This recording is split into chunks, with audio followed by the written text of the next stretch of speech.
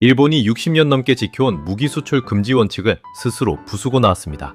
2026년 4월 21일 일본 국가안전보장회의가 방위장비 이전 3원칙 운용 지침을 전면 개정했습니다. 이게 뭔 말이냐면요. 일본은 1967년부터 무기 수출을 사실상 금지해왔습니다. 1976년엔 아예 전면 금수 체제로 들어갔고요. 그 이후 거의 60년 동안 살상 무기 수출은 원칙적으로 불가였습니다. 분한, 수송, 경계, 감시, 소해 이 5가지 비전투 목적에만 겨우겨우 수출이 허용됐어요. 전투기는 안 됩니다. 원함은 안 됩니다. 잠수함도 미사일도 안 됩니다. 이게 전후 일본이 수십 년간 지켜온 원칙이었습니다.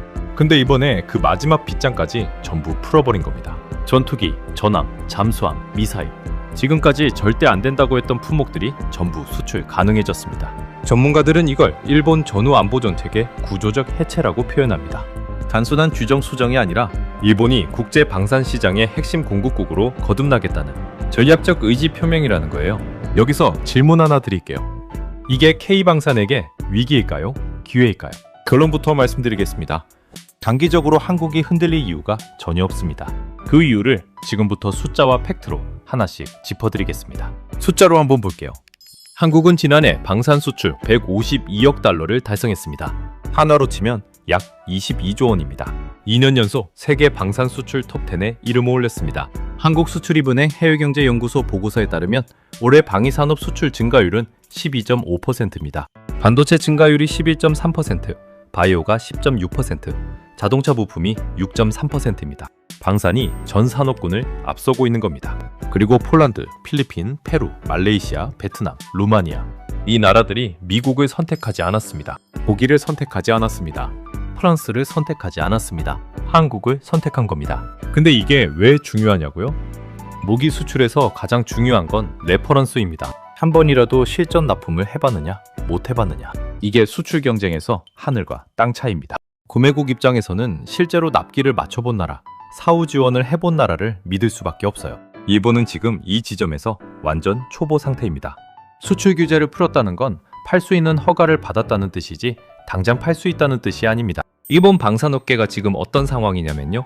내수만 바라보고 버텨온 수십 년의 구조가 그대로입니다. 생산 설비가 부족하고 부품 공급망이 빠듯하고 숙련된 생산 인력도 모자랍니다. 일본 방산 대기업들이 최근 방위 부문 실적이 빠르게 커지고는 있지만 동시에 생산 설비 확충, 부품망 재평, 숙련 인력 확보라는 3가지 과제를 동시에 안고 있습니다.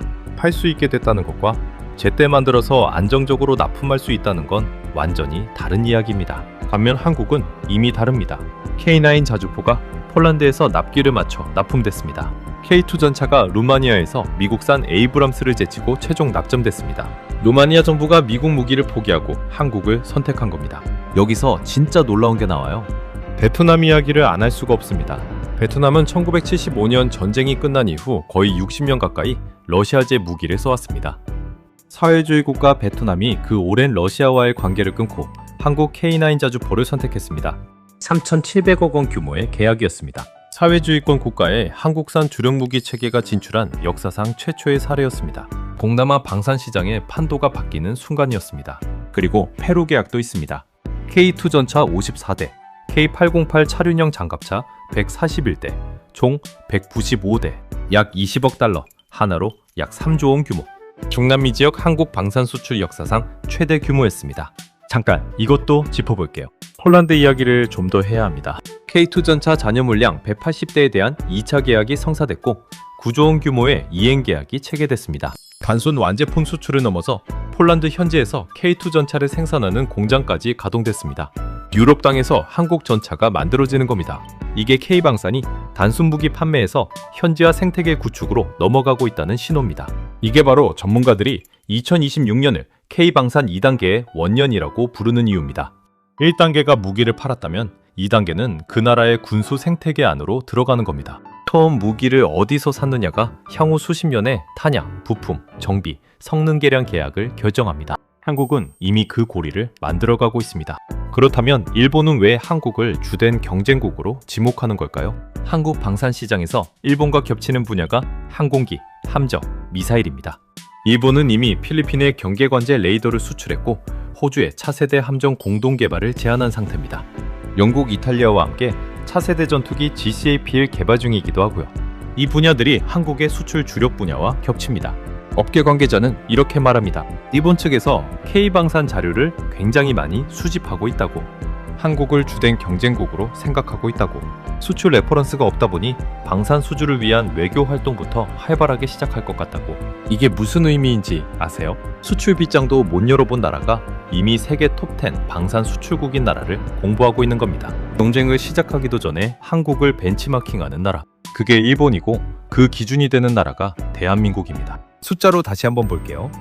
한화에어로스페이스의 수출 영업이익률 20에서 30%, 일반 제조 평균이 5% 안팎입니다. 방산은 만들수록 이익이 나는 구조로 자리를 잡은 겁니다. 현대로템은 과거 철도회사였습니다. 지금은 방산 배출 비중이 54%를 넘겼습니다. 그리고 현대로템의 신용등급은 최근 AA로 뛰어올랐습니다.